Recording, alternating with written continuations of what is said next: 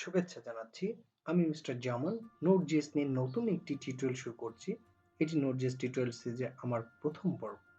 প্রথমে আপনাকে বলা অত্যন্ত প্রয়োজন, যদি আপনি Node.js নিয়ে কাজ শুরু করতে চান অথবা Node.js নিয়ে অলরেডি কাজ শুরু করেছেন, তাহলে তাদের জন্য এই ভিডিওটি দেখা কেন প্রয়োজন।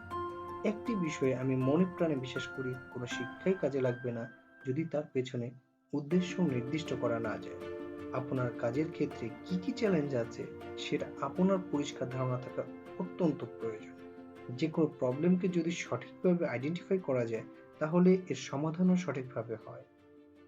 আলোচনায় যাওয়ার আগে বলতে চাই, আপনি যদি আমার চ্যানেল নতুন হয়ে থাকেন তাহলে প্লিজ সাবস্ক্রাইব, আর যদি অলরেডি সাবস্ক্রাইব করে থাকেন I am really grateful to you.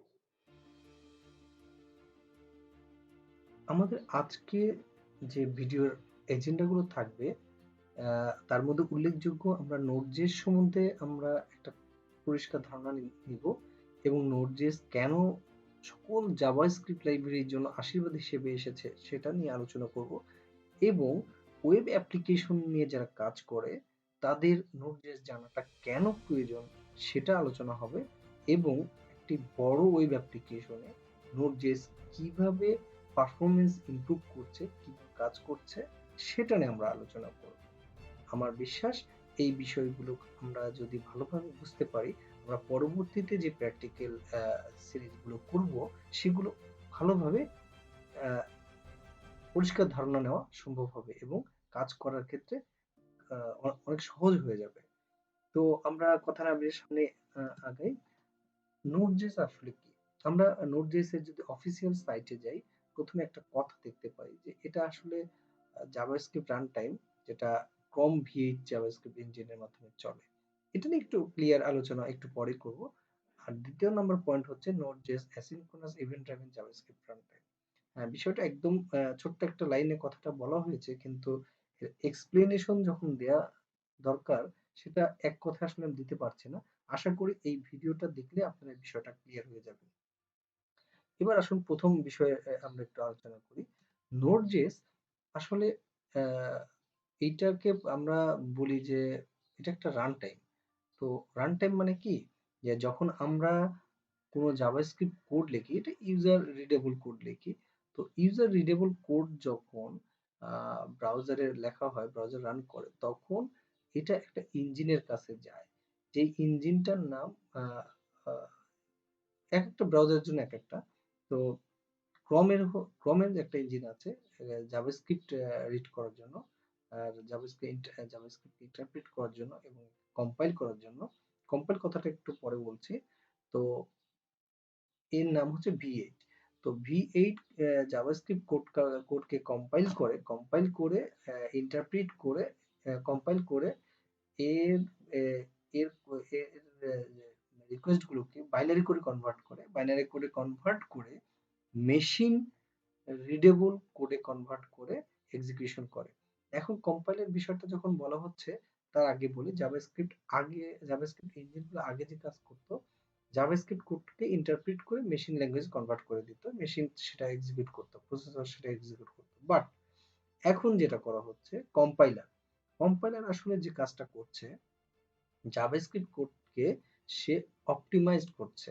ধরুন একটা ফর লুপ চলছে, ফর লুপটাকে সে কম্পাইল করে মেশিন রিডেবল বাইনারি কোডে কনভার্ট করার আগে সেটাকে অপটিমাইজ করছে যাতে করে ইফিসিয়েন্সি বাড়ে, এবং অপটিমাইজ করে যখন মেশিনে প্রসেসরকে দিচ্ছে, ইনস্ট্রাকশনটা দিচ্ছে, তখন সেটা অনেক বেশি ভালো পারফরমেন্স দেখাচ্ছে। তো V8 এই ইন্টেলিজেন্সিটা ইউজ করছে, যেটা C++ দিয়ে তৈরি করা V8 ইঞ্জিন। তো এই জন্য অন্যান্য ব্রাউজার থেকে V8 ইঞ্জিনের পারফরমেন্স প্রথম থেকেই অনেক বেশি ভালো। তো আমরা কিছু ব্রাউজারের জাভাস্ক্রিপ্ট ইঞ্জিন সম্বন্ধে যদি দেখি, ক্রমের যেমন V8 ইঞ্জিনটা ইউজ করছে, মজিলার স্পাইডার মাঙ্কি, এক্সপ্লোরারের চাকরা এবং সাফারি জাভাস্ক্রিপ্ট কোর। তো এখানে একটা জিনিস বলা দরকার, এই ক্রমের V8 ইঞ্জিনটাই Node.js এর জন্য ব্যবহার করেছে। Node.js এর কম্পাইলার বা Node.js এর জাভাস্ক্রিপ্টকে জাভাস্ক্রিপ্ট ইন্টারপ্রিট করার জন্য, কম্পাইল করার জন্য V8 ইঞ্জিন ব্যবহার করা হয়েছে। তো এই Node.js কে আসলে আমরা একটু আগে বলেছি যে Node.js asynchronous event driven runtime environment. Basically Node.js কোনো প্রোগ্রামিং ল্যাঙ্গুয়েজ না। Node.js এ কোনো প্রোগ্রাম করা হয় না।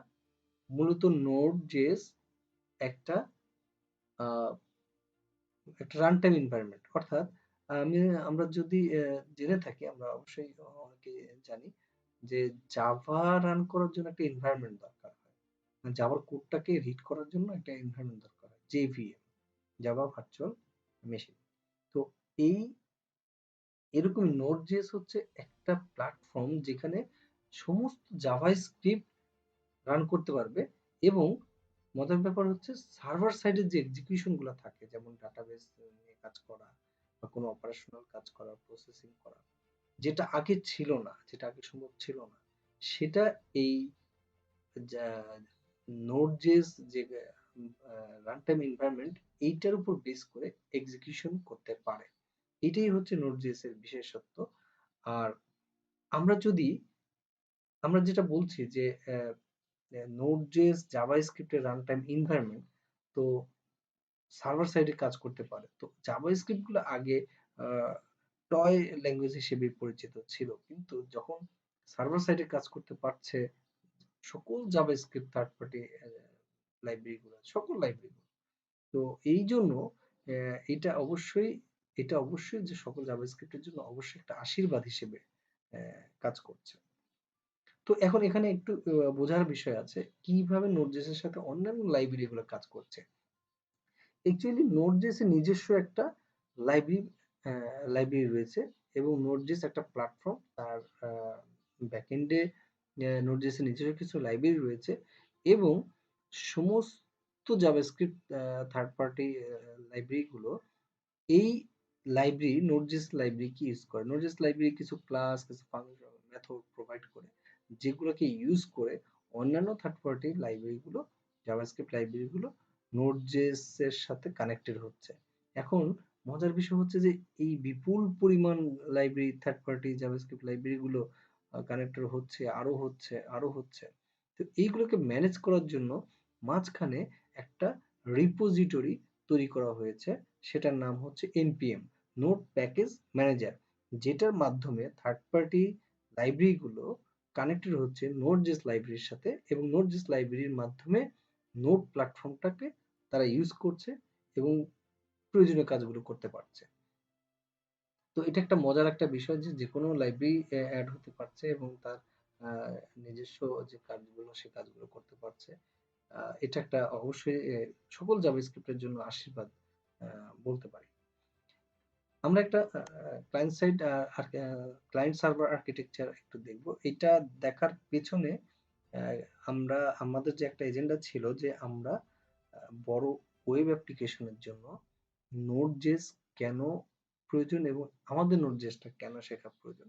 তার আগে একটু ছোট্ট করে আমরা ক্লায়েন্ট সার্ভার আর্কিটেকচারটা একটু দেখে নিই। ইউজার যখন রিকোয়েস্ট করে কোনো ক্লায়েন্ট সাইড ডিভাইস থেকে, তখন সেই রিকোয়েস্টটির এগেইনস্টে সার্ভারে একটা রিকোয়েস্ট যায়, সার্ভার সেটা প্রসেস করে, ডাটাবেসের সাথে কানেক্ট করে, রেসপন্সটা ইউজারের কাছে আবার দেয়। অর্থাৎ প্রতিটা ইউজারের রিকোয়েস্টই সার্ভার রেসপন্স দিচ্ছে। তো 1,00,000 ইউজার যে রিকোয়েস্ট করে, 1,00,000 ইউজার তার রেসপন্স পাচ্ছে। ফাইন। এখানে মজার ব্যাপারটা হচ্ছে মাল্টি থ্রেড। মাল্টি থ্রেড বিষয়টা হচ্ছে এইরকম যে আমার সার্ভারে যে থ্রেড পুল আছে, অর্থাৎ প্রতিটা রিকোয়েস্টের জন্য এই থ্রেড পুলে একটা করে থ্রেড জেনারেট হয়। একটা করে থ্রেড জেনারেট হওয়া মানে সেই একটা থ্রেড আলাদাভাবে এক্সিকিউশন হবে। তো যদি এই থ্রেডটা 1,000 হয়, 1,00,000 হয়, 1,00,00,000 হয়, তাহলে সার্ভার সাইডেও 1,00,00,000 থ্রেড জেনারেট হবে। এখন থ্রেড পুলের তো একটা লিমিটেশন আছে, তার কতগুলো থ্রেড রিসিভ করতে পারবে। কিন্তু যখন সেই লিমিটেশন ওভারফ্লো হয়ে যায়, তখন কিন্তু থ্রেডগুলো রেসপন্স করতে ডিলে করে এবং অনেক সময় ডেডলক সিচুয়েশন তৈরি হয়, থ্রেডগুলো রেসপন্স করতে পারে না। এরকম একটা সিচুয়েশন তৈরি হয়। তাতে মানে আমাদের সমাধানটা কি? সমাধান খুব সহজ। আমাদের প্রচুর রিসোর্স বাড়াতে হবে এবং প্রচুর রিসোর্স বাড়াতে হলে প্রচুর ইনভেস্টমেন্ট করতে হবে। এইটা একটা বড় সমস্যা মাল্টি থ্রেডের। আরেকটি সমস্যা হচ্ছে আমরা যদি শেয়ার্ড সার্ভার ইউজ করি, শেয়ার্ড সার্ভার ইউজ করার ক্ষেত্রে দেখা যাবে কোনো একটা রিকোয়েস্ট যখন যায়, বাদ বাকি অন্যান্য সমস্ত রিকোয়েস্ট গুলো লক হিসেবে থাকে। যখন একটা রিকোয়েস্ট এক্সিকিউট হয় দেন আরেকটা রিকোয়েস্ট কাজ করে, বাকিগুলো লক হয়ে থাকে। এই যে এক্সক্লুসিভ যদি এই মানে এই যদি রিকোয়েস্ট প্রচুর পরিমাণে হয় তাহলে এটা এক্সক্লুসিভ লক তৈরি হতে পারে এবং এই লকের কারণে পুরো সমস্ত রিকোয়েস্ট গুলো কলাপস করতে পারে। তো এটা একটা বিরাট প্রবলেম শেয়ার সার্ভারের ক্ষেত্রে মাল্টি থ্রেড। তো এখন আসা যাক সিঙ্গেল থ্রেড যেটা নোড জেএস ইউজ করছে এবং বলা হচ্ছে সিঙ্গেল থ্রেড ইভেন্ট ড্রাইভের রান টাইম এনভায়রনমেন্ট হচ্ছে নোড জেএস। আমরা যে কথাটি প্রথমে বলেছিলাম যে আলোচনা শেষ পর্যন্ত আমরা যদি দেখি তাহলে এই বিষয়টা ক্লিয়ার হতে পারবো। তো চলুন বিষয়টা একটু বোঝার চেষ্টা করি। যে কোনো ইভেন্ট, ইভেন্ট কি? মাউস ক্লিক করছি সেটা একটা ইভেন্ট। কি আপ করছি, কি প্রেস করছি, কি মানে যে আহ, যে কোনো ইনপুট দিচ্ছি প্রত্যেকটা বিষয়ই একটা ইভেন্ট। প্রত্যেকটা বিষয় এন নাম্বার অফ ইভেন্টস একটা ওয়েব অ্যাপ্লিকেশনে হতে পারে। তো এই যে রিকোয়েস্ট গুলো হচ্ছে প্রত্যেকটা ইভেন্টের এগেইনস্টে ডেফিনেটলি একটা রিকোয়েস্ট তৈরি হয়। এই রিকোয়েস্টটা সার্ভারে যায়। তো এই যে রিকোয়েস্ট গুলো হচ্ছে ইভেন্ট এমিটার নামে একটা কম্পোনেন্ট আছে যে কিনা ইভেন্ট কিউতে ইভেন্ট কিউ এটা নোড জেএসিরই একটা অংশ ইভেন্ট কিউ যেখানে রিকোয়েস্ট গুলোকে স্ট্যাক করা হয়। ওকে, এখন থ্রেড পুলে কিন্তু ইন্ডিভিজুয়াল অনেকগুলো থ্রেড সিস্টেম আছে, যেমন ফাইল প্রসেসরের জন্য একটা থ্রেড আছে, ডাটাবেস ম্যানেজমেন্টের জন্য আরেকটা থ্রেড আছে, নেটওয়ার্ক ম্যানেজমেন্টের জন্য একটা থ্রেড, এরকম অনেকগুলো ইন্ডিভিজুয়াল থ্রেড আছে। ইভেন্ট কিউ এবং থ্রেড পুল এই দুটোর মাঝখানে একটা ইভেন্ট লুপ কাজ করে। ইভেন্ট লুপের কাজ খুব ইন্টারেস্টিং। ও দেখে থ্রেড পুল বিজি আছে কিনা, ইন্ডিভিজুয়াল কোনো থ্রেড কোনো বিজি আছে কিনা, এবং বিজি যদি না থাকে ইভেন্ট কিউ থেকে ওই ক্যাটাগরি ইভেন্ট কালেক্ট করে সে থ্রেড পুলে পাঠিয়ে দেয়। এবং যদি বিজি থাকে ইভেন্ট কিউতে অন্যান্য রিকোয়েস্ট গুলো স্ট্যাক হিসেবে থাকে, কিউতে থাকে, ইভেন্ট লুপ ওয়েট করে যে থ্রেডটা যখন ফ্রি হবে তখন ওই নেক্সট ইভেন্টটাকে আবার থ্রেড পুলে পাঠিয়ে দেওয়া। এই যে কাজগুলো হচ্ছে এবং কনকারেন্টলি কিন্তু যখন একটা রিকোয়েস্ট পাঠিয়ে দেওয়া হচ্ছে তখন আরেকটা রিকোয়েস্ট নিয়ে ইভেন্ট লুপ কিন্তু ওয়েট করতেছে যে ওই থ্রেড পুলের কাছে দেওয়ার জন্য। এভাবে কনকারেন্টলি একটা যেমন ডাটাবেসের জন্য যে থ্রেড আছে, ফাইল সিস্টেমের জন্য যে থ্রেড আছে, নেটওয়ার্কের জন্য নেটওয়ার্ক ম্যানেজমেন্টের জন্য যে থ্রেড আছে, প্রত্যেকটাই কনকারেন্টলি কাজ করছে। ইভেন্ট কিউ থেকে ডাটা নিয়ে ইভেন্ট লুপ থ্রেড পুলে পাঠিয়ে দিচ্ছে এবং অপারেশনের পরে আবার থ্রেড পুলের মাধ্যমে ইভেন্ট লুপের কাছে রেসপন্সটা যায়, ইভেন্ট লুপ ইভেন্ট কিউতে পাঠায়, ইভেন্ট কিউ আবার সেটা ইউজার এন্ডে পাঠিয়ে দিচ্ছে। এতে আমরা যেটা দুটো জিনিস কিন্তু আমরা দেখতে পাচ্ছি।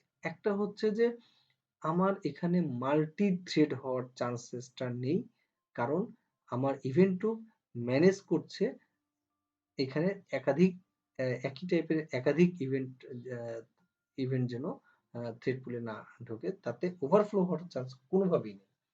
2 নাম্বার পয়েন্ট হচ্ছে সরাসরি কোনো রিকোয়েস্টই নোড জেএস এর মাধ্যমে সার্ভার সাইডের ইনপুট আউটপুট অপারেশনের সাথে সম্পৃক্ত না। তো যার কারণে এই সিস্টেম ডেডলক হওয়ার চান্সও কম। সিস্টেম কম বলতে কি, ডেডলক হওয়ার কোনো সুযোগ নেই নোড জেএস এর মাধ্যমে।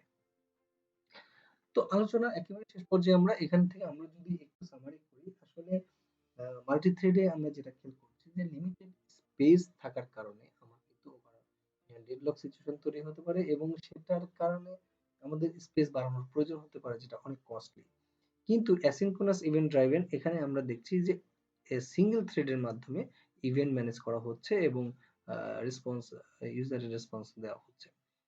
মাল্টি থ্রেডে আমরা যেটা খেয়াল করি যখন প্রচুর রিকোয়েস্ট আসে সেখানে একটা ডেডলক সিচুয়েশন তৈরি হতে পারে, যে কারণে দেখা যাচ্ছে সমস্ত রিকোয়েস্ট কোলাপস করতে পারে।